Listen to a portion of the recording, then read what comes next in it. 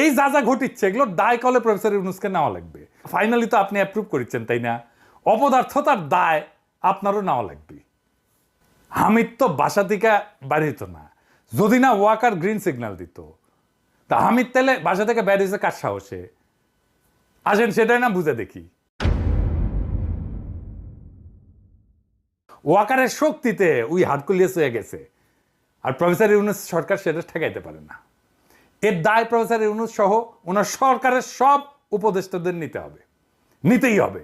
রাষ্ট্রের সরকার সবচেয়ে বড় রাজনৈতিক ইনস্টিটিউট। আপনার উপদেষ্টারা সব কয়টা অরাজনৈতিক, রাজনীতির কিছুই বুঝেন না, বুঝেন না আপনারা, কিন্তু ভাব দুচানির বেলা আম্বিয়া সব কয়টা। তাই রাজনীতিটা করিচ্ছে ওয়াকার। আপনারা তো রাজনীতি করবেন না, পণ করিছেন রাজনীতি করবেন না, বুঝবেনও না।